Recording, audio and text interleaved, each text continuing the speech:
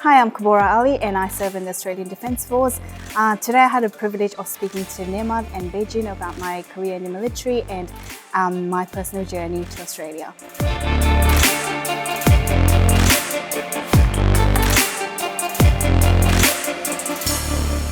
Hello.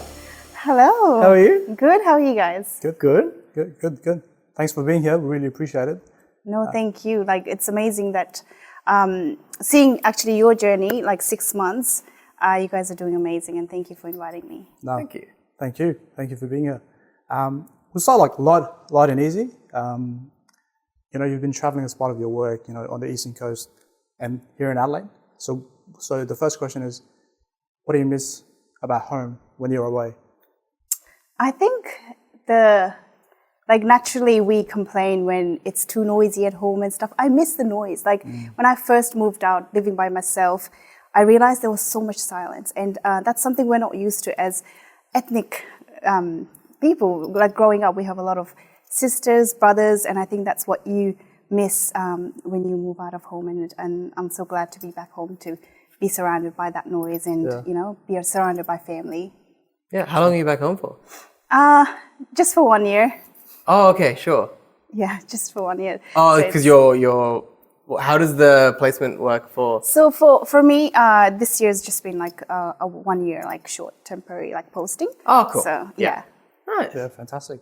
I feel like I know a lot about Kbora. Yeah. So I think the best thing is to start at the beginning. Yeah. So can you tell the audience a little bit about yourself and your journey and when you came to Australia?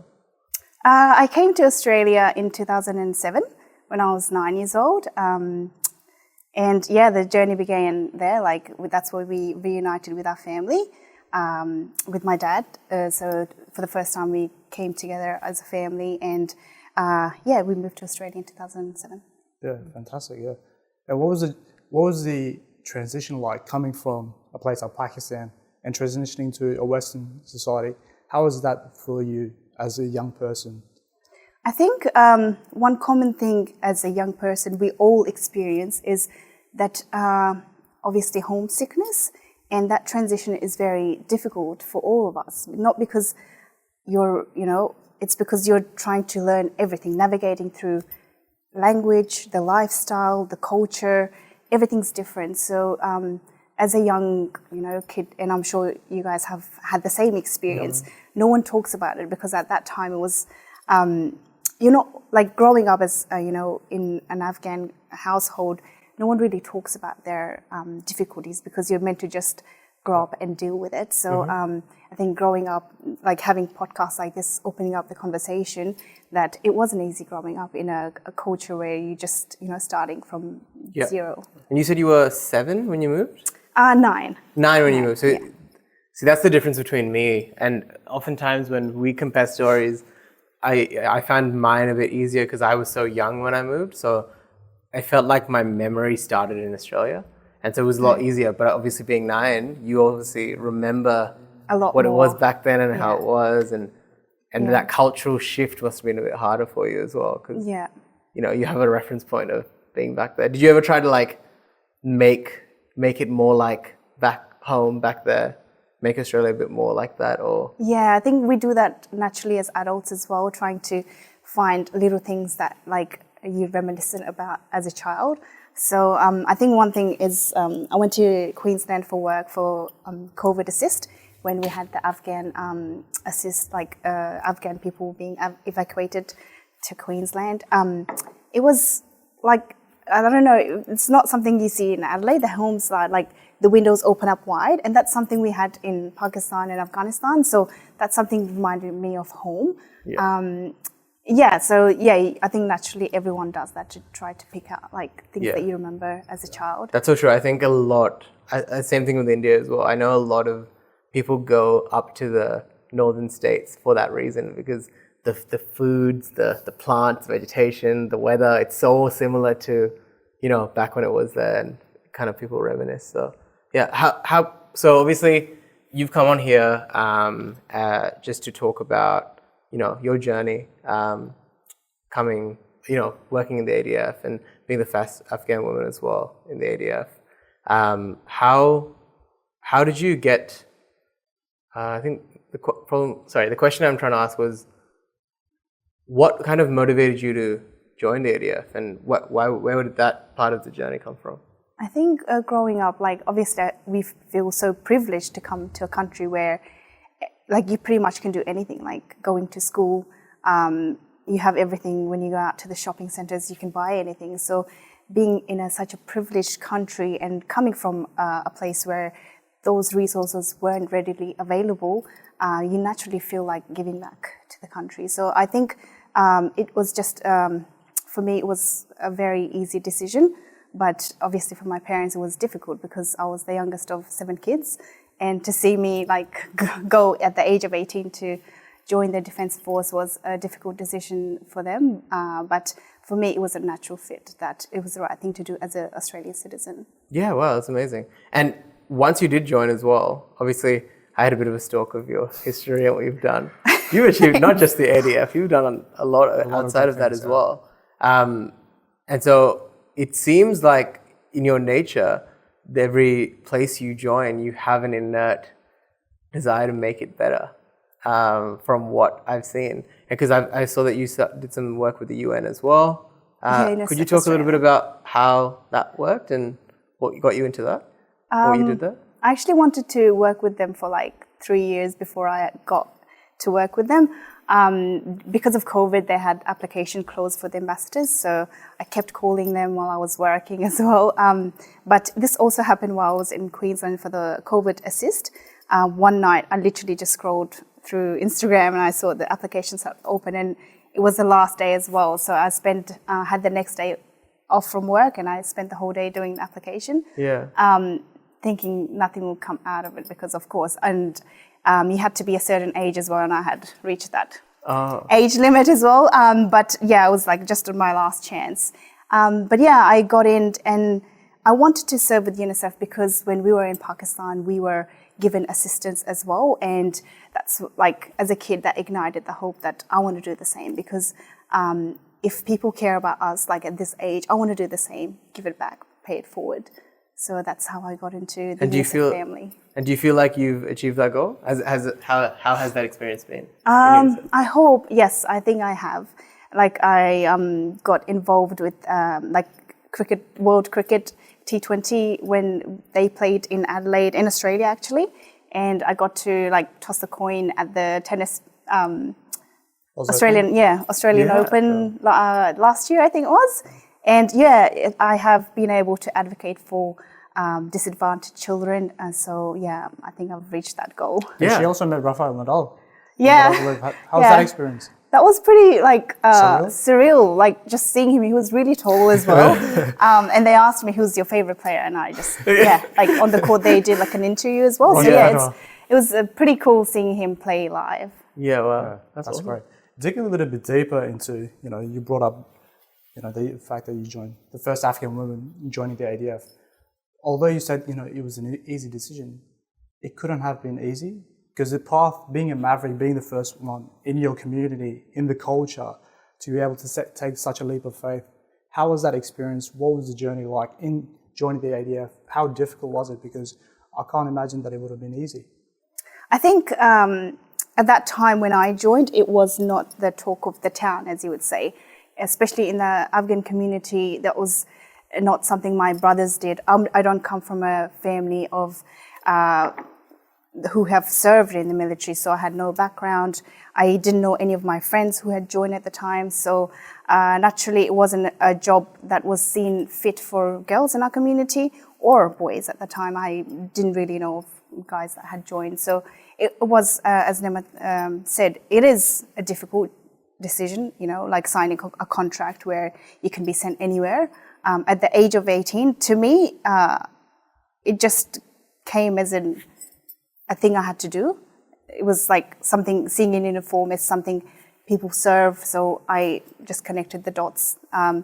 But I think when I joined, I feel like my family joined at the same time. So bringing it back to Nemet's question, like I think the hardship came from there because I felt like my family has joined with me. Because now whenever I leave home, I see my parents get quite, sad seeing me leave. So that grief of like being distant comes from not now, but from the fact when we were away from our father. So naturally it feels like I'm going away for a long time.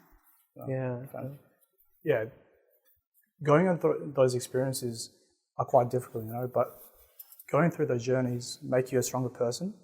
What is something that you learned, besides obviously, being achieving so much and getting a greater, being a maverick, right? Setting a path for people, like you said, being a trailblazer. So, you motivate and inspire other people to do the same. And so now in the Afghan community, it's not necessarily the case that, joining the ADF or any aspects of, the defense force, it's not looked down upon. It's something that's actually kind of encouraged. So, the fact that you've trailblazed is an amazing, achievement. So really proud of that. What have you gone really out of the ADF? What is some things that you have learned that you maybe if you had pursued like university or another path in life that you may not necessarily have achieved, do you think, or learned? I think I learned a lot in the first week of defense. I was taken out of my comfort zone, something I was not used to in year 12 in high school, because your teachers tell you what to do, when to do it. So when the first day when you go to recruit training, you're literally like stripped away from everything that you are known, your identity pretty much. Like the boys shave their head and the girl, like you literally take away your phones, everything that your comfort zone. So we are naturally human beings that love our comfort zone. So when you're taken out of that, so it becomes very difficult. So I think I've learned a lot out of that, because the first time I moved away from home was 18, and at that level, having to live with 50 other recruits that you have never met before, I think it's a different kind of learning that you would never learn in high school or year 12 or university. And I think that's something I appreciate from What did you learn about people through that experience? That regardless of where we come from, we all at the same time, at the same day, are struggling. Especially in army, you learn to work as a team. Regardless of whatever degrees you have, whatever jobs you're working, you come and you still have the same struggles at recruit training or officer training. So I think you really get humbled, But I learned that we all come from different walks of life to serve one mission, to serve Australia. Yeah. Wow. You've touched this multiple times now. I think can see that's something you're very passionate about. There's obviously the younger generation isn't going to serve Australia through the ADF a lot as much as previous generations have. There is a steady decline. Have you thought into much about why the younger generation isn't as keen to join like the Defence Force or anything like that?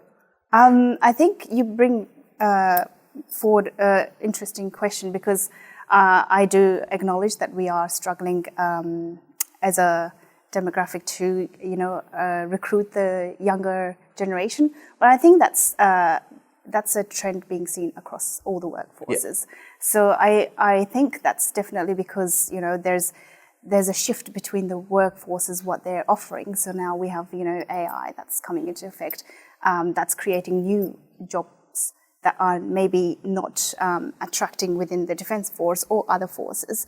So I think the job perspectives are changing, the job designs are changing. So I think what we're doing as Defence is also coming to meet those demands. So for the younger generations, it's a challenge, but I think that's something we, not as a Defence, but the whole wider public has to address.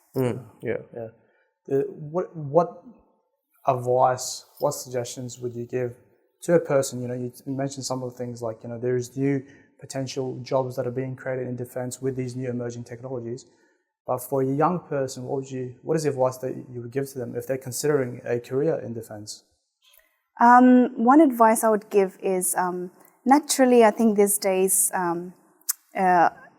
we want to work smarter, not harder. But I think sometimes there's merit to working harder, like merit to giving it all you got, especially for the younger generation. I think, especially working in defence, it's such a privilege, such a prestigious, I always say the most prestigious thing I own is my uniform, because you earn that through hard work, through going through those trainings, leopard crawling, going through those obstacle courses, and I wouldn't get that just sitting at home. So I think that's something, if you want to serve for 1 year, 2 year, I think it's such a sense of pride to serve. Yeah. A lot of our audience, actually, this is a good opportunity because we did talk to, so our last episode was with Mark Ryan. He's a veteran. He's now working outside the Defence Force. And so he gave his perspective of what it was like to join the Defence Force, but this was like 20, 30 years ago, right? Things have changed. 50, yeah, exactly, right? Changed, yeah. So, and I think you're a good person to ask, and the fact that most of our audience does not actually know. Maybe they've seen someone in uniform, going through a food court or at a shopping center or, just from a distance. Most people haven't talked to someone in uniform. Even like I started working as an engineer in defense, and only then have I ever actually even spoken to people like this. So could you maybe explain what the process is of getting into the military, like what you actually had to do to actually become and be part of the ADF? So regardless of whatever service you choose, whether that's Air Force, Navy or Army, you have the same process. You go through the aptitude test, and then you go through, I've obviously gone through it like this was back 8 years ago, but a lot has changed. We are trying to expedite the process for everyone. Before it used to be like 1 to 2 years wait. Now we're trying to mitigate that, reduce it to like maximum 100 days. So that process, so aptitude test, you go through psychological test, some blood tests, fitness tests. So the process is quite lengthy, but we are trying to shorten it. And yeah, it's involves those aspects. And then what happens after you've passed those tests? Then more tests come. Okay. So more tests, I mean, in terms of like when you go actually become, the day that you enlist, you sign the contract that you'll serve the country, regardless of any circumstances. So the actual real test is going through your recruit training, your officer training, whatever it may be, whatever pathway that you choose. So I think that's the real test, whether you can actually go through that challenge. And how long does that last, the recruit training? Well, for me, it was for 3 months, but depending whatever mustering you choose, it will. So yeah, pretty much when you become initial soldiers or aviators, it will be the same, like 80 days or 90 days, and then you go on to employment training. Yeah, I see. Yeah, one of the things, I mean, thank you for sharing that because I didn't know that. And I think that'll be useful information for everyone. One of the things that you said that I wanted to go back on was, this is coming away a bit from defense and more about your personal life and your family and the process of when you started to enlist. You had to make this decision, and you said it's not something that women usually do in your culture. And I want to expand your culture to a lot of Eastern cultures because it's a similar case. I want to share a story where a couple of years ago, my cousins were quite small. I think they were maybe 10, 12 years old. And I have 2 girl cousins, right? And we were back in India and we were watching this this movie. It was a superhero movie. And it was this woman, she was a superhero, and she was doing all these stunts and everything. And this 10-year-old cousin turns to me and says, "This is so unrealistic, a girl could never do that." And I really turned around, I'm like, what do you mean? Why can't a girl do that? Yeah. And she was born and raised in India, right? And so it really, enlightened me to the fact that a lot of countries in the world, a lot of places have this view that women can only do a certain number of things and they could never be a hero and they could never do something brave. Yep. And I think you sharing a story of how you're able to escape those norms really can be quite inspirational to a lot of people.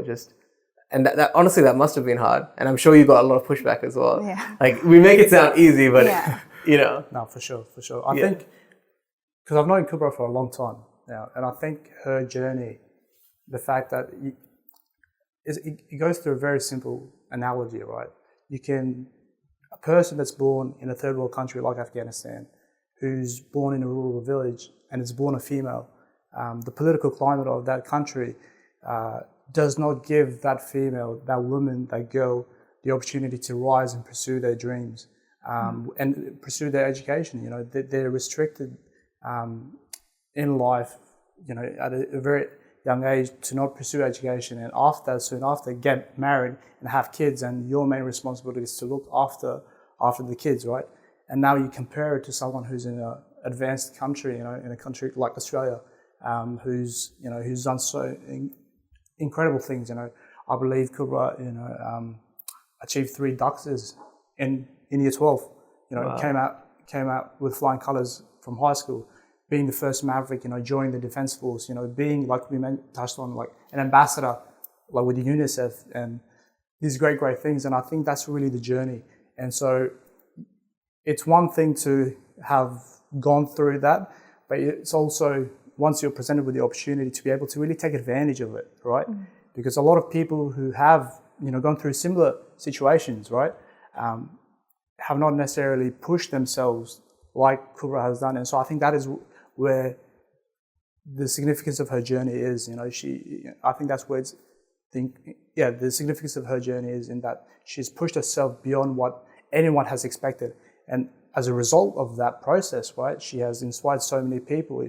And I believe now in the Australian Defence Force, there's a lot of Afghans, right, in the Defence Force that have joined after really? we have. So she's I normally get when people join beforehand, they ask me questions, how the training is, and sometimes they send me photos of their graduation. And guys as well, a lot of guys have reached out to me. So no, thank you, Nehmat, for all those kind words. It's a reflection of what you guys are achieving as well. I think you bring up a really good point about growing up or being born in a third world country.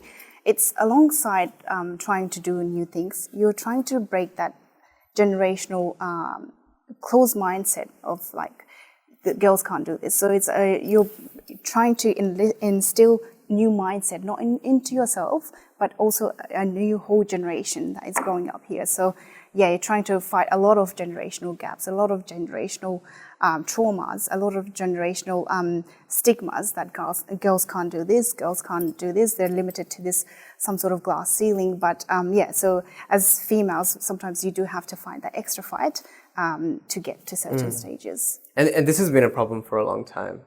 Do you see it getting better? As in, from your observations of your culture and your society, people you're around, is that mindset changing? At least in Australia? Because obviously back in Afghanistan, it's a different story.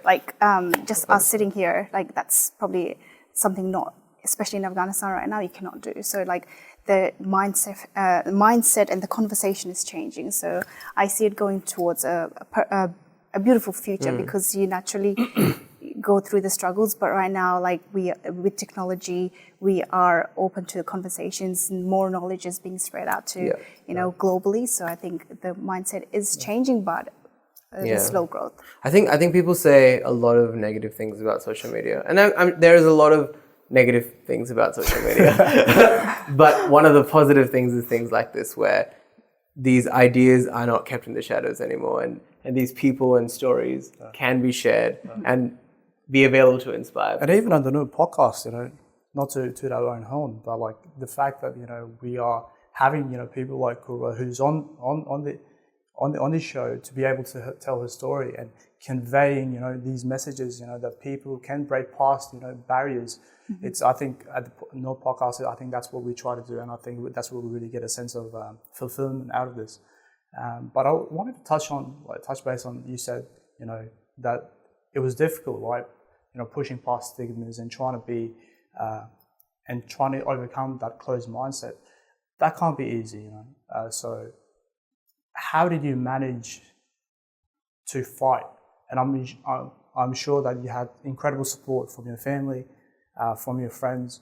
But can you just talk a little bit more about how you overcame those fights and who helped you get there? Because I think, naturally, when you think about sometimes heroes or people you look up to, we just see their successes. So Nehmat points out a great thing, it is naturally never easy going through, sometimes being the first to navigate new things. When I was joining, I didn't know if I could wear a scarf in the Defence Force. I had so many questions. And Defence had a lot of questions about me as well, my identity, my name. I literally had to do a stat deck for my name because it's the spellings got mixed up, and you don't have birth certificates when you're born in Afghanistan, and so those questions are raised. So my journey was not the same as someone who was born here. So I had to go through a lot of obstacles before even being at recruit training. So I think that's something that was unique in my journey, and I think the recruiters, every time I used to call them and email them, like having these unique questions, a lot of them they couldn't answer as well. So now having more, ethnic people in the Defence Force and Afghan people, all sorts of cultures, being a diverse Defence Force, we are being able to answer questions, like now people reach out to me and like ask questions, and I'm able to answer to make their experience a bit better than mine. Yeah. And how is the Defence Force at changing? Do you feel that it's a immovable object, as in the culture and the people in the Defence Force that are running it? As in, did you feel a sort of sense of flexibility that they also want this change and they want to get better, and you know what I mean? The process. I think when I joined, of course, there wasn't a lot of Afghans, and there's a very rare small minority of groups. But I think, yes, we as a Defence Force, we are changing. We are becoming very swiftly changing with technology, with being diverse. We're recruiting more diverse people, which is amazing, because as a Defence Force, we are not only like smarter, we're working like more strategically. Yeah, absolutely. Right. The other thing is, you served in the army, right? Now you've transitioned to the Air Force. Yeah. So how is it different? Can you explain what the difference is between the culture, between the lifestyle, some of the other opportunities they might get, just the difference between the two? I think you don't realize, because obviously we are one defense, and that's a mindset that I've always had, regardless of what uniform you are. I think, there's the little differences that you see, because in army, obviously the lifestyle is different. You go outfield as part of your training, and that's something I've not done in the Air Force yet. I've only been in the Air Force for 2 years, but the lifestyle is different. While I've served with the Navy as well, you go at the sea. So Army is on land, Navy at sea, and then Air Force is obviously with air. So we have different domains, different strengths. But now we're coming together as an integrated force to work together. But I think, there's little lifestyle shifts.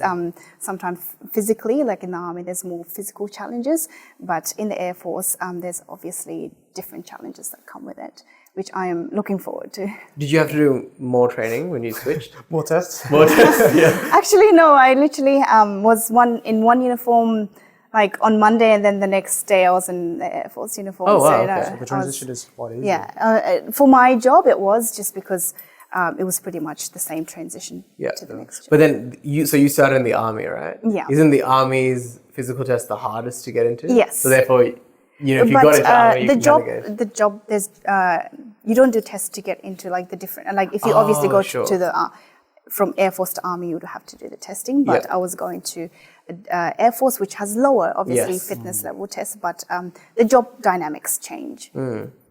Yeah, great.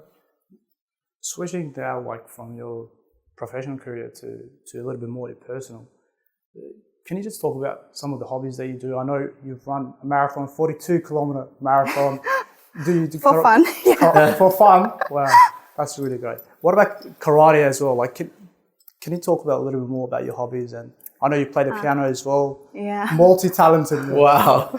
I think those hobbies that you're talking about is something that takes me away from the daily activities, like work. It takes me away. Running is something I enjoy. Piano takes me away and makes me. I try to teach myself piano, but not at a professional level. I used to do martial arts before defense, but now that I'm moving around so much, I can't commit to a regular schedule.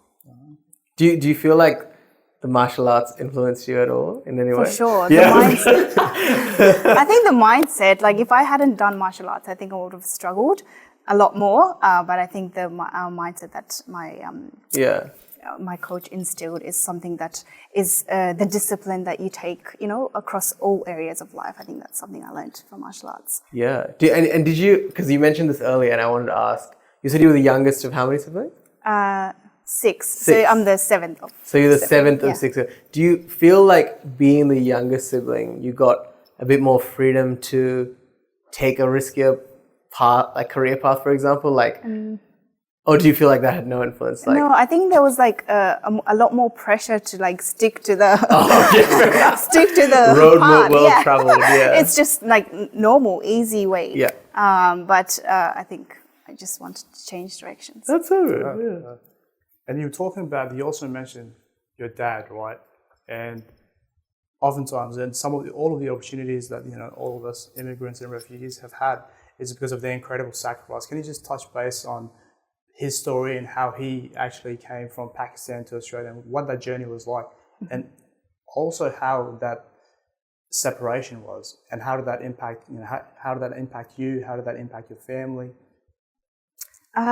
Yes, that separation. Yeah, obviously he came by boat in when I was really young, so I didn't have any memories until we met him in Australia. And he rarely talks about it. Like, he does talk about it only if we ask the question, because I think it can bring a lot of trauma back of being on a boat that was near like sinking, and they don't know any swimming. So I think that trauma can be very, you know, you really relive that while you are telling the story. I think that also brings back the time when I was on the Navy ship and I was extremely sick. And I told the doctors, please, like, send me home. Like, I just can't be on here. And then those times I reminded myself of my dad and all the people that had a voyage to Australia on a wooden boat. Like, imagine that compared to being on a massive Navy ship that caters to over 1,000 people. Yeah. So, and you have like doctors and like literally a whole hospital and all the facilities, whereas, you know, they wouldn't have that. And they just carried some hope with them. So I think that's something that reminds me, it's a daily reminder of why we should keep going. All right, so Kbora. How do you pronounce your name, by the way? Is it Kbora. Kbora. I saw 2 spellings online. Yeah, there's 2 spellings. So that's like kind of like my personality at home and outside. Oh, okay. But yeah, the actual pronunciation is Kbora. It's Kbora. Yeah. Okay, Kbora. One of the things that one of the things when I Google you comes up is you actually got awarded SA Woman of the Year. But could you maybe tell us about how that happened and the story behind that, essentially?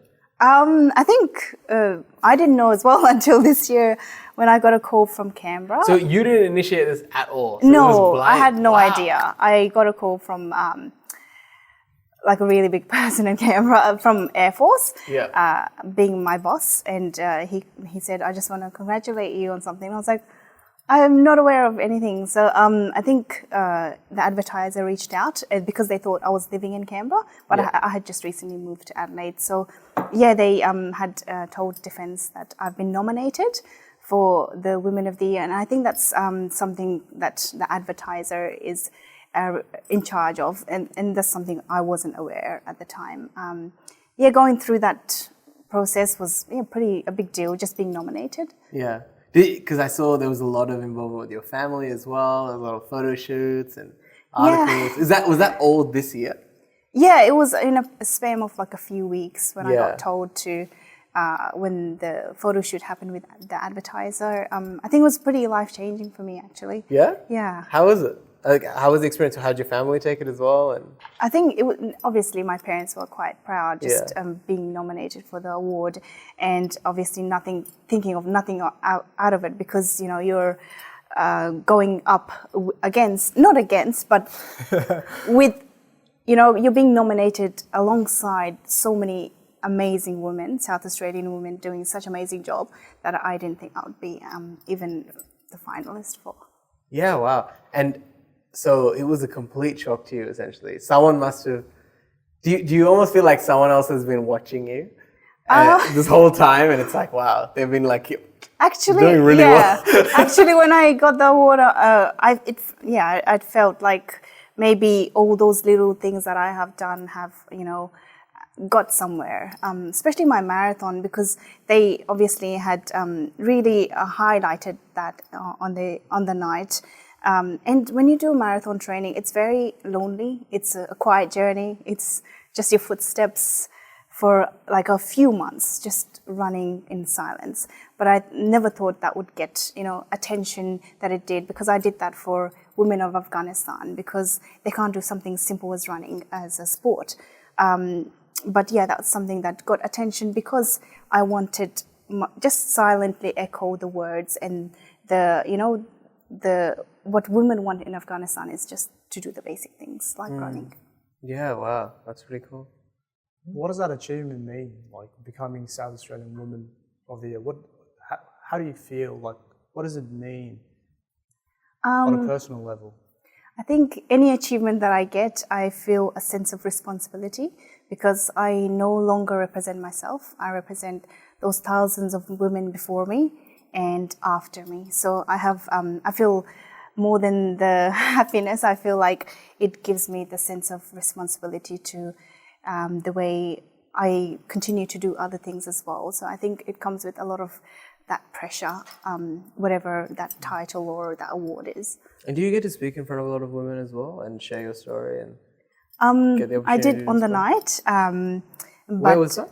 That was at the Adelaide City, no, Sky City. Sky City Casino. Sky City. Oh, was it Sky City? I think Sky it was Sky City, City. yeah. Oh, wow, Yeah. okay. And it was the event run by what was the event called? It was the Sky City and the Advertiser. They had they did done it a together. collaboration to hold the night. Yes, and so you had to give a speech in front of a lot of Yeah, people. so the host asks you questions and about how you feel, what that moment signifies for you. Yeah. Yeah. Did you find it nervous answering everything? And Obviously, because I was not prepared. Yeah, right. Prepared for it, because you just go there with the hope of like winning, but I wasn't prepared with the speech. No.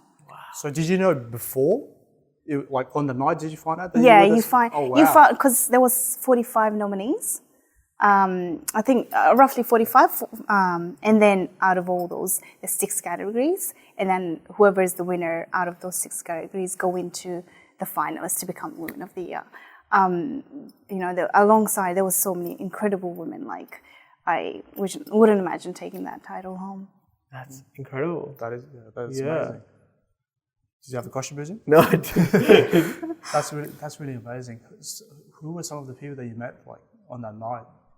Some of the other women. I met all the team at Advertiser. Normally, like I've only seen their like newspapers, but meeting the team behind the incredible event, and I've only spoken to the people that were asking me for the some of the finer details for the night, and I finally got to meet the CEO of the Advertiser, and yeah, just amazing women out there like that are doing incredible things. And how do you think this award is gonna change things for you? I think it's changing a lot of things for me and other women, other girls like me who have come from like such unprivileged background, like Yes. trying to make it somehow. Yeah. I think it's signifying to them that you can get somewhere with hard work. Of course, because when they see your story, they can think It becomes that could something be me normal, as well. something not on a pedestal that you can't achieve. Yeah, that's so interesting. I like the way you put it, where that award is more than just you. It's actually about a whole group of people. Wow. Yeah. I wanted to take. Do you have a question? No. I was just going to ask who was there with you on that night? Of your family, I'd imagine, or friends? I think any event that I've gone to, usually you take 1 or 2 people, and that's the hardest decision I have to make. Because Right. coming from a family of like so many like nephews, nieces, of Yeah. course my parents and my siblings, so I give turns to everyone. But on that night, it was the eve of International Women's Day. So naturally, I took my mom and my nephew. My mom, because obviously, celebrating her because she never had the opportunities that I have. And my nephew, because he's a newer generation. I wanted to inspire him to see his auntie being on that stage. Were your siblings a bit? So if I had it my way, I would have taken a lot of you. Yeah, of course, exactly. Yeah. Did you want to ask? Yes. So obviously, yeah, we've touched on that a little bit. I wanted to take it back. So I think the audience kind of understands your story and where you came from. So obviously, coming here at a young age, going through the Defence Force, and then also working so hard to try to push the envelope in so many different ways. A little bit of background about us and the podcast. We actually originally started when we first started the podcast, our initial idea was let's bring guests in from all over Australia in all different industries that are using AI, because this huge AI thing is changing everything, right? In so many different industries. And so let's bring people in, let's talk about how it's changing their roles and what they do for a living.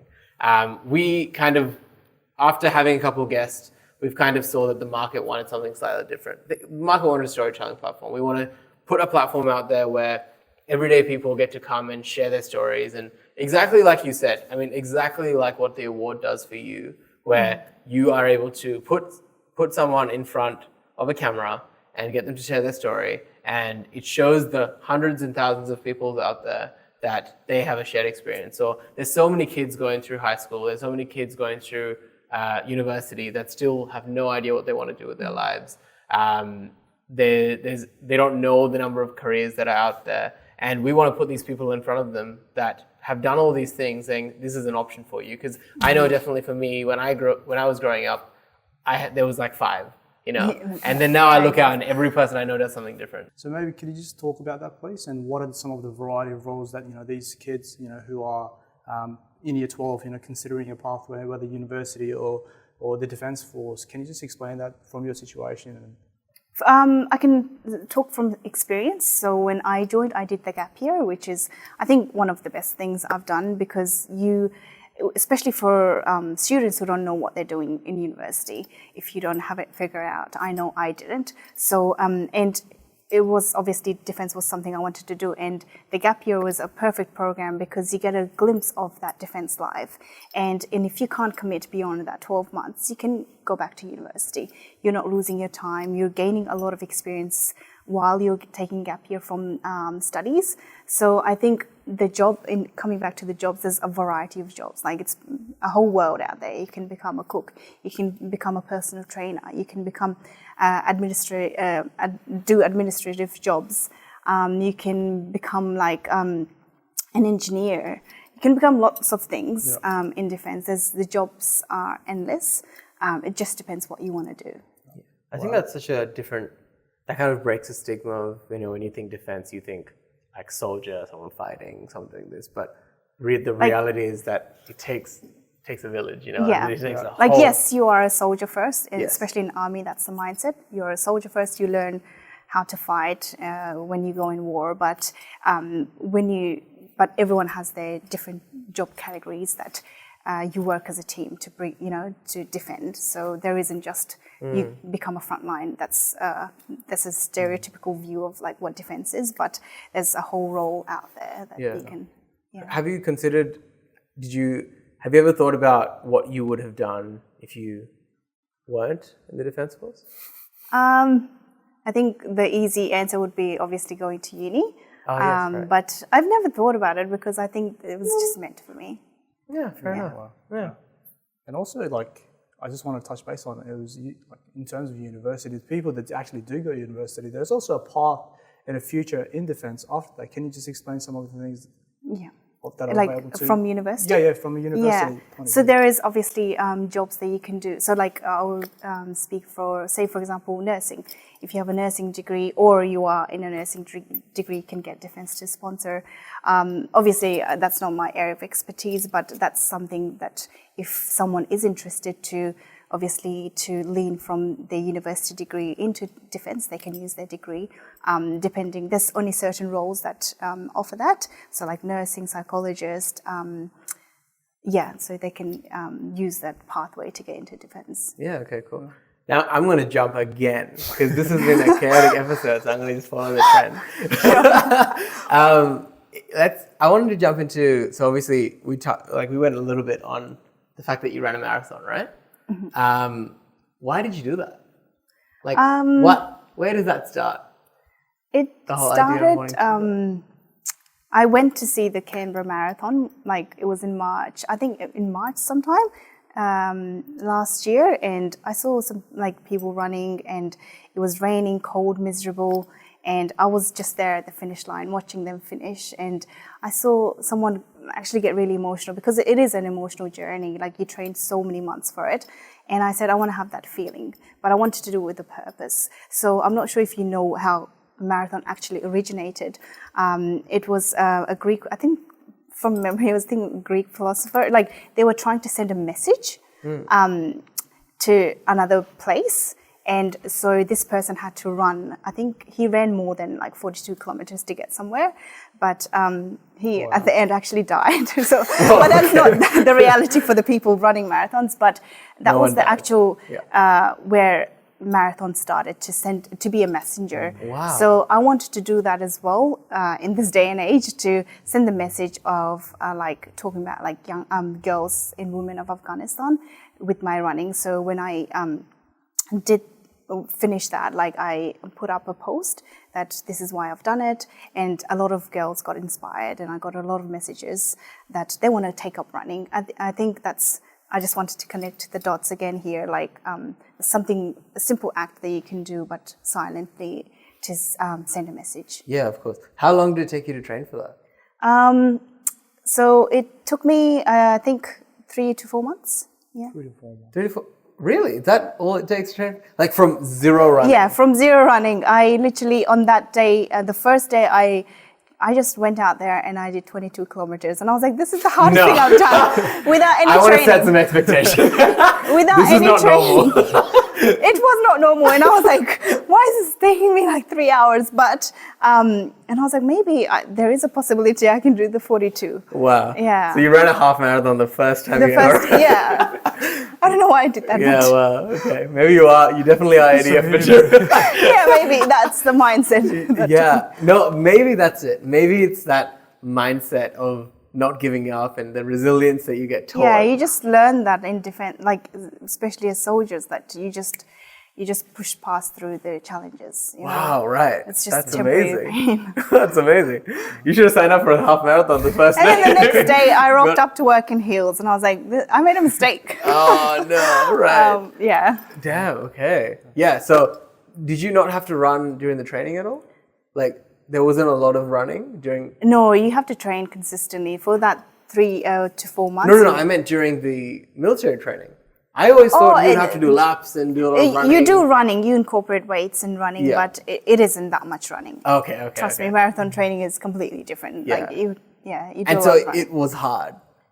Marathon? Marathon running? Yeah, I think Marathon it takes training? you to like a different mental state. I think it's not the physical thing that so like at that 35-kilometer mark, I think it's more the mental that Yeah. you struggle, that when is it going to finish?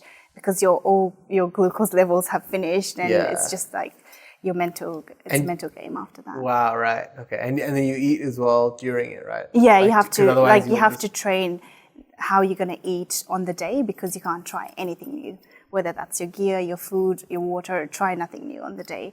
So you have to train with how you're going to do exactly on race day. And did you have a coach to train you as well? No, I literally just coach myself. So you just like, especially because you just gain new injuries and you learn so many techniques of running. It's sometimes not basic. It can be, but when you come across a lot of injuries during your run, Yes. you just have to like. You mean during, like, while you're running that marathon? Yeah, during those trainings, you come across different types of injuries that you never have thought about, and like you have to have a lot of like equipments in terms of like your shoes, making sure everything's good, like different socks, blister preventative socks. Like I've learned a lot throughout those 4 months about running. Do you have to carry that with you while you're doing the marathon, or is there other people that are running with you or support people out there? You don't like carry anything unless you want. There was something I did which I learned that yes, you have to carry stuff. I did this Manly to Bondi to Manly running. I did like 23 kilometers of uphill stairs. That's when like I literally had cramps. Like I could not go any further, and I literally asked this stranger for medication because I just couldn't walk. Like I had like a team waiting for me, tracking me on an app to get to somewhere. So like someone was literally carrying medication, and I took that so I could. Yeah, for a long run you would have to take it. Yeah. And so that was more like trail running? Was it? Trail running. Something Yeah. I had not even trained for. I just went and did it. Wow. Yeah. Okay. Yeah, I've been trying to get into running, but I have not. I'm training like 6 months just to do a half marathon. You're making me feel bad. let's make a team. Like literally. Nah, I don't want to set standards. Right now it's just me. I can still say no. You can name another team. No, we're actually joining a corporate cup. I'm not sure if you guys know what that is, but like it's I think a 4.5 kilometer.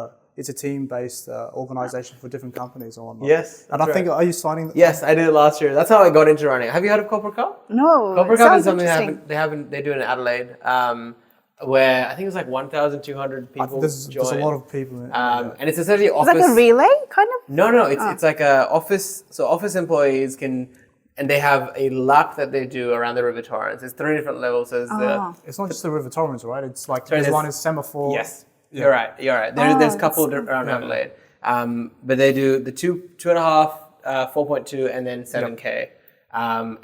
But you do it once every fortnight for 7 fortnights. Oh, okay. And it's like so you have a team. Everyone does it every fortnight. Yeah. And then at the end of the 7 fortnights, it's like whoever's showed up the most and ran the most and had the fastest time. So That's pretty cool. Like a group running exercise. Yeah. So and it's been going on for a while. It's a free event in Adelaide. So that's how I got into running. It's a good way to actually get, especially if you hate running. Yeah. 'Cause But I think the thing that running has taught me the most is just like being alone with my thoughts. Yeah. And I don't know, I found so much peace just running and just thinking. I think I get the 2 places I think the best is during the shower and then when I'm running. Yeah. Yeah. And it's like, they say runner's high. It's literally that, like it's such endorphin, like especially in the morning, you just get so like happy starting the day with that. Yeah, you're so right. And you finish a run and you just like, It's like when you've already won the day. Like that's, which is, it's counterintuitive because you just spend so much energy running, but you're like, I'm so ready. Let's go. I'll do another run right now. Okay. So you've got running, and then what did you say the other hobbies were? You said piano as well. How did that happen? I think music is like another language. Like when you're learning the music sheet, it's like completely different. But I think I just wanted to, when I'm stressed or anything, it just literally calms me. I think I just play it for fun. Yeah. Really? And then you just learnt by yourself. And I've seen Nemat play it as well. Pretending to play. I'm not very good. She's so much better than me. Yeah, and I think that also, like, I think this whole episode is just us telling Kbora how great she is. Enough already. No, but like, I've tried learning piano so many times. Likewise, yeah. And the willpower it takes to keep going. I think the first week is easy because you're like, oh, this is cool. So motivated. I learned one song. It's like, and the second week you're like, I'll try guitar or something else. But you actually kept going and like you learn, and that's a testament to, I think, the willpower that you essentially. The discipline. I wouldn't say I'm professional. I just do it for myself. Yeah, fair enough. What was the last one? The last one. You said there was. Oh, I think he mentioned martial arts, right? Yeah. Yes, and so this one's a big one as well because I did read that you did some international competitions and stuff. No, I've just done like. Oh, sorry, national competitions? Yeah. So when did you get into, and what kind of martial arts do you do? I did mixed martial arts. So Oh, you did MMA. You said karate. Like- That's a lot worse. So we did a bit of sparring. I was very young when I did that, so I wouldn't say I was any professional black Sure. belt. It was just like during school when I did that, and we went to this. When Arnold has this competition, bodybuilding competition, Yeah. and they have some aspect of martial arts, so we did that. Okay. So did you get a chance to meet? No, we him? got there a bit late when he left, but yeah, it was pretty cool. That's- It's a good thing to get into. Yeah. Okay. And what did you learn from martial arts? Like what? Why would you recommend? Because I've always thought I wanted my kids to learn martial arts, but like, could you sell it for me? Like, what did you learn? I think they instill so much discipline, like to hold one move, or like that mindset of obviously showing up to training, but also like because you have to coordinate with the group, and that's something I think that transitioned to in the army as well. You do so much group coordination, like it's not just you, like you're in a whole team. So I think that's transcends to a whole, like a life thing as well. Like in life, it's the people around you that carry you through life. It's not just you. Yeah, that's so true. And so hearing your story, I'm piecing this together. Who is Kbora? This is what I'm piecing together in my mind. I can tell that I think more than anything, you have trained in so many, all of these aspects. I can see that you've trained your mind. And I feel like I've never spoke to someone that has so much control over their own mind, and that discipline, right? Because running is hard, and like you said, it's a mental battle. Piano is hard, and it's hard not to give up. It's the willpower, right? And the martial arts, like you said, it's the discipline. So what would you do? Like, I just wanted to know maybe like a couple of tips to our audience of why it is important to train your mind, and what have you learned? Like, is this something you were consciously trying to do? And maybe some comments on that. I think in life there's a lot of things out of our control, but I think one thing we can control is our mind.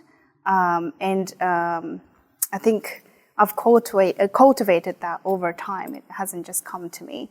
And I think it comes from the background, how you've grown up as well, like coming from a background where like it isn't instilled in you how powerful you can be. I think I've learned it through books. It isn't instilled in you. I don't know, like I think I've learned it throughout my life. It hasn't been like taught to me by my parents. Like you see them also being like going through tough times, and just because it is harder, like they don't talk about, how much they had to overcome, but you observe how much they have overcome. There's so much out of our control. Like, through the past years, we went through COVID, we went through as a nationally, we went through the bushfires. So a lot of things can impact us mentally, but I think how we can cultivate a strong mind is through building small habits that can, kind of make, help your well-being. I think at the end of the day, it helps your well-being and your peace of mind. And how can someone do that? How can someone train their mind like that? I think by putting themselves out of their comfort zone. You cannot do that in a comfort zone. That's so true. I think that's a good blanket statement, because there's a lot of things you can do, and I think you're almost chasing discomfort in everything. Yeah, I think so. I think that makes sense, because like the best way to train your mind is to just get yourself out of your comfort zone. Mm-hmm. For sure. I think having that observation and the things that we've talked about, the things that you push yourself in trying to achieve, whether it be a 42-kilometer marathon, whether it be learning a musical instrument, that often people give up after the first couple of weeks. So I think that's a great statement about how, in order to cultivate that strong kind of discipline, you need to put yourself through challenges to take yourself out of your comfort zone. Mm-hmm. And that's how you cultivate that kind of mindset. So I think it's great. And I'm sure, given the trend and the patterns that we've seen and the achievements, I'm sure Kbora will seek more things out, like those challenges. Do you have anything in mind that you think that you want to do next that will push you and challenge you? I have nothing in mind. I think I'm at a place in my life where I think I need to settle down. I need to calm down. I get that a lot from my friends, but no, I plan nothing. I just go with the flow and just enjoy the 1 year that I have here with my family. That's so good. Do you have a lot of friends in the ADF as well? I'm guessing. I'm yes, sure you do. Yeah. But then, because you travel around so they're much, around Australia. That's what I was thinking. Because you're with them for one stint, and then you all just split, and you're gonna make. The good thing is, at the end of this, you're gonna know so many people around Australia. Yeah, I think that's a strength and a weakness, because you find like family whenever you go to places, but then you have to leave them kind of. So, but it's amazing because you get to see them around when you're traveling. Yes. One topic that we touch on quite a bit is the loneliness epidemic. I think this is like our third episode now, where we kept talking about this. Obviously, one of the things you mentioned was living home. Right at the start of our episode, you obviously came from a background with a lot of people around you, and I can attest to that. Being cultural, like being ethnic, we are in communities all the time. We are constantly surrounded by people. Obviously, going from that straight away, you did have that sense of loneliness, and you mentioned being alone at all. How did you was that a battle that you had to face in your mind at all, and how did you cope with that loneliness? I think actually, like, I embraced it. Like, it was something I was like, you know what, this is probably not a time that I'll ever like get back. Like, I think I really enjoyed the time. I think I was really busy with work as well. I was constantly traveling, so I didn't really have the time to just sit and like understand like like I was by myself. But I think I think being lonely is really good because you can understand yourself as a person, your strengths, weaknesses, and you really become an independent person because you literally have to now don't depend on your parents for paying the bills. Like you learn really good life skills that would take you really good further in life. And I know Nema traveled to Perth, and it's you're away from your family. You understand like how much you depend on them on an everyday basis. And so I think I actually really enjoyed living in Canberra and really learning about myself and really learning to live and understand the living pressures that we as Australians are facing right now. The cost of living that was thrown on me. So I think you really get to appreciate the little things. Yeah.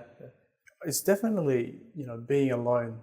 It can have either positive or negative impact, right? Depending on how you really take it. But you mentioned that being alone gave you that time to really with yourself and to be able to reflect and to really understand who you are. So as a result of this journey, what are some of the things that you actually learned about yourself? Like I'm naturally a shy person, and before moving to Canberra, I was like, how am I going to do it? Like I literally know no one there. I'm shy, and how do you make friends? Like literally, like in a new city, new job. I think I've learned that when you push past the comfort zone, you make a lot of friends. Like, just be confident, in who you are. Never change for society. Just be who you are, and you will create a beautiful place, because we are more a beautiful country when we are diverse, not having the same mindset. Just embrace your uniqueness wherever you go. Yeah, I love that. Being who you are and not changing for other people. One thing about you is that you are a Muslim, and we haven't really touched base on how that really works in the Defence Force. Can you talk about how good question. Being a Muslim works in the Defence Force and some of the things, because prayer rooms and all of these things? How has your experience been as a Muslim in the Defence Force? Actually, I really like that question, because when I went in defense, I was like, they probably might not have any idea about my religion, but actually I was the first person to get my meal, because it was halal. So like they would make sure like not just me, other people as well, vegetarian, but the amount of respect that defense had at that time, and also given the time to pray. And you also have a prayer room as well. So there's a section where you have church and Muslim masjid area. You can go pray there. So in training, it gave me a lot of comfort going into the room and just being, connecting with whoever you believe in, God, Allah. I think, it's in defense, you are encouraged to embrace your religion. And we also have now like a dress code where you can wear the scarf as well. It's something that we as in defense embrace. That's so good. With the loneliness topic as well, I think what you said about having that strong mindset is so important. And I'm so glad that you thrived in that environment. Being you said being lonely, but it sounds like you weren't lonely, you were just by yourself. Yeah, solitude, right? I almost feel like loneliness and the negative sides of it come when, you are with yourself alone, but you don't like yourself. I think there's a difference. Like when it's solitude, you're confident in who you are, you know? Exactly. When you're lonely, of course, I understand there's, the more we're connected in social media, the more we are experiencing loneliness. Loneliness is different and solitude is different. Solitude is when you're enjoying your company, really embracing that silence. Whereas I understand, the more as I said, we're connected, we are experiencing that. But I think it's more important there to connect with people, if it's through phone. So I used to obviously speak to my family a lot. I think it's important to speak to other people if you are going through that. Yeah, and like I really like that, solitude. Yeah, I'm similar. I really like my own time, but I wouldn't call myself lonely. Like you have kind of a negative connotation to the word, but I also think it's not just social media. I think it's on what you said as well about being uncomfortable. I think loneliness also comes from that uncomfort. Comfort, yeah. As in loneliness comes when you're too comfortable by yourself. You know, and when you have the mindset that's complacent or just weaker, you're by yourself and you can kind of let your own thoughts go and have those negative thoughts. But if you constantly are trying to make yourself uncomfortable, your brain just kind of builds some calluses. Yeah, literally it does. It's like how you grow calluses on your like hands when you're like doing, different things. It's the same with our brains. Like the more you put yourself out there, like the more it rewires and gains confidence that maybe I can do the next thing. I think people, mental health is such a big issue right now and a topic that people talk about. And, we are so used to, with your physical health, you got to train, you got to go to the gym, you got to be strong, you got to run marathons, it's good for your body, have a diet. And then, but our physical health is good, like I think there's a stat that every field of medicine is improving.